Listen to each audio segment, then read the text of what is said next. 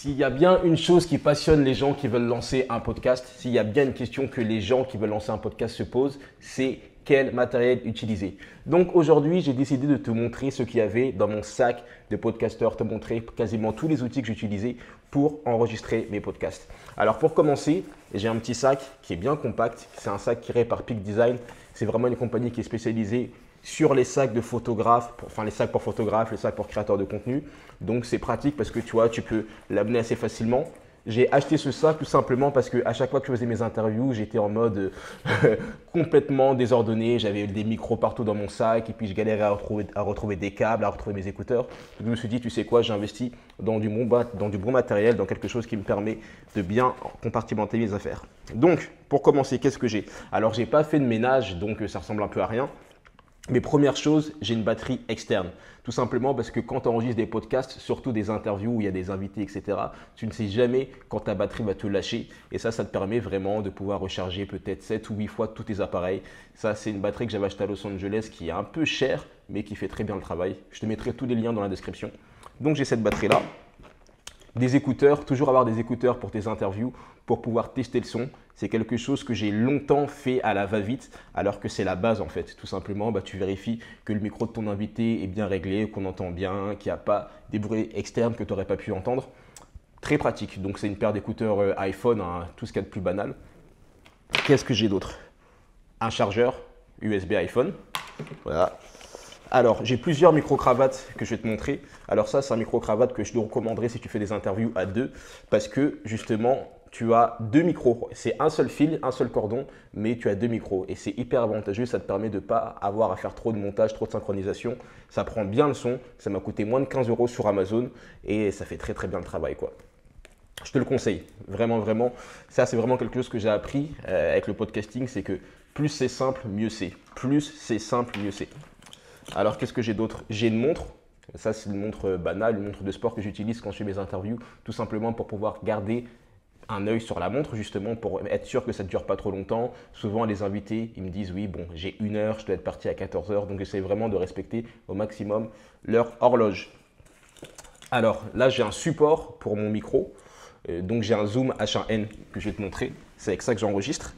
Là, tout de suite. Donc, voilà, hein, ça ressemble à ça. Hop. C'est un micro qui est vraiment recommandé pour les créateurs de contenu. Donc c'est bien, c'est pratique. J'ai branché un micro-cravate dessus. Voilà, voilà. Et du coup, en fait, là, je peux mettre le tourner et en fait, ça va me faire un support. Donc c'est hyper pratique.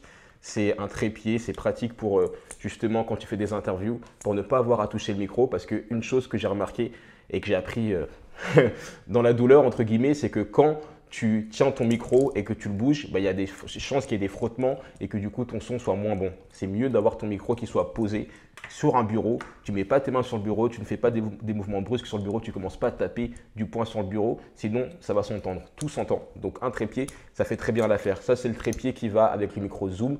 Donc tu l'achètes séparément, ce n'est pas vendu avec le micro Zoom, mais ils ont un petit pack où tu peux acheter plein d'accessoires. C'est sympa. Alors qu'est-ce que j'ai d'autre? Bon, j'ai un adaptateur iPhone. Rien d'extraordinaire. J'ai toujours des choses qui me permettent de brancher des prises jack, on ne sait jamais. Ça, c'est mon passé de musicien. Enfin, c'est mon passé, je suis toujours musicien, mais ça, j'ai appris ça avec la musique, toujours avoir des adaptateurs jack. Alors, j'ai des piles, beaucoup de piles. Justement, c'est pas très écologique, mais c'est pour le micro Zoom H1N qui fonctionne avec des piles. J'ai une télécommande aussi, une télécommande qui me permet de lancer la caméra de mon iPhone, c'est-à-dire si je veux enregistrer le podcast avec mon iPhone, ce que je te déconseille d'ailleurs, je peux lancer la vidéo à distance, donc c'est pratique. Pour être honnête avec toi, cette vidéo que je suis en train de faire, je l'avais enregistrée déjà hier avec mon téléphone parce que je voulais tenter quelque chose et ça a bugué. Donc là, il y a une caméra et c'est vraiment quelque chose que je te recommanderais d'avoir si tu penses à filmer tes podcasts. Ne prends pas un appareil photo, ne prends pas une Osmo Pocket ou je sais pas quoi. Prends vraiment une caméra basique qui est fiable où tu as juste à mettre une carte mémoire où la batterie peut être chargée et que ça dure longtemps. Et voilà, et là c'est aussi pratique parce qu'il y a un petit écran qui me permet de voir ce que je suis en train de te dire en même temps. Enfin, de voir si je suis bien dans le cadre. Alors, qu'est-ce que j'ai d'autre? J'ai un petit cahier, Moleskine, parce que je suis un grand fan de Moleskine. J'aime beaucoup leur culture d'entreprise. Donc là, ça me permet de prendre mes notes sur l'invité, certaines choses. si j'ai des questions. Maintenant, je prépare moi mes questions. Je vois ça plus comme une conversation, donc j'ai moins de préparation. Mais voilà, un petit cahier, c'est toujours utile. C'est plus intéressant que d'avoir ton smartphone et de regarder les questions dessus. Voilà. Qu'est-ce que j'ai d'autre? Ça, c'est pour connecter, c'est toutes les prises USB-C là, des Mac, des nouveaux Mac. Et aussi, je vais finir par te montrer des micros. Donc, j'ai le micro, le dictaphone que j'utilise aussi pour enregistrer, le dictaphone Sony. Je vais essayer de te montrer. Attends, je vais voir si je peux l'attraper. Je l'ai mis en backup parce que pour être honnête avec toi, c'est un micro qui est beaucoup conseillé par les youtubeurs, par les créateurs de contenu. Mais moi, en tant que musicien, je suis profondément déçu par la qualité du son. Donc, il ressemble à ça. Il ressemble à ça. Il est sympa. Le gros avantage de ce micro, c'est que tu as juste à le clipser comme ça, donc c'est hyper pratique.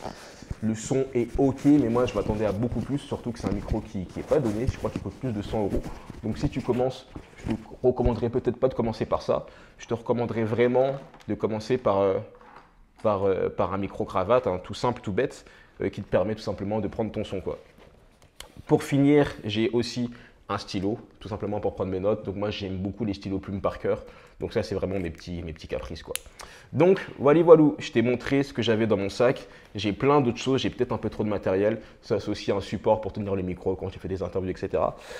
Je ne te conseillerais pas d'acheter autant de matériel que moi. Moi, j'ai vraiment acheté au fur et à mesure que j'avançais dans mon podcast, que j'avais de nouvelles opportunités et que je faisais des sous aussi. C'est-à-dire que je faisais des sous, je les réinjectais tout simplement dans mon podcast. Mais je me rends compte que je n'avais pas besoin d'autant de matériel, que j'aurais très bien pu me contenter juste d'un micro-cravate à 15 € acheté sur Amazon. Donc, ou même de mon Zoom H1N. Donc là, le conseil que je pourrais te donner en tant que créateur de contenu, aussi en tant que musicien qui a acheté beaucoup de matériel, commence avec ce que tu as. Tu as sûrement déjà du matériel, un téléphone portable, un dictaphone qui traîne, qui peut te permettre d'enregistrer ton podcast. Moi, je sais que j'ai enregistré beaucoup de podcasts avec ce dictaphone qui était le dictaphone de ma mère, tu vois, qu'elle utilisait quand je faisais ses études. Donc un vieux dictaphone, mais il fait vachement bien le travail. Il fait vachement bien le travail. Donc tu n'as pas besoin de mettre des centaines et des centaines d'euros pour commencer dans des micros. Commence avec ce que tu as. Ce sac Peak Design, je le trouve vraiment, vraiment bien. Quand tu voyages, tu vois, c'est compact, c'est de bonne qualité, c'est designé pour ça. Ça te permet aussi de, tu vois, j'ai mis mes cartes de visite aussi. Donc, il y a plein de choses que tu peux faire. Et voilà, quoi. En tout cas, si ce contenu t'a plu, si tu veux lancer ou développer un podcast, sache que je fais du contenu quotidien sur le podcasting. J'envoie tous les matins un mail dans lequel je partage tout ce que j'ai appris sur le podcasting. Donc ça peut être en termes de lancement, pour le développer, pour le monétiser aussi. Parce que moi j'ai une particularité qui fait que j'arrive à monétiser mon podcast sans avoir beaucoup d'écoute, sans avoir des sponsors, sans faire de l'affiliation, etc. J'ai d'autres techniques que je partage également. J'ai aussi beaucoup de conseils que je donne pour gagner du temps parce que je sais à quel point faire un podcast, ça peut prendre du temps, ça peut prendre de l'énergie, etc. Donc tu as tout ça, donc je t'invite à cliquer aussi sur le lien que je mettrai dans la description. En plus de ça, je partage beaucoup de conseils aussi sur comment passer de dépenser moins d'argent, trouver des invités, enfin bref, tous les aspects du podcasting, je les aborde dans cette newsletter quotidienne. Si tu veux recevoir le mail de demain, tu as juste à cliquer sur le lien qui est dans la description. Tu recevras un mail dès demain matin à 11 h. Donc j'espère que ce contenu t'a plu. Si t'a plu, n'hésite pas à le partager également avec quelqu'un peut-être qui voudrait lancer un podcast, quelqu'un que ça pourrait aider. Et je te dis à très vite.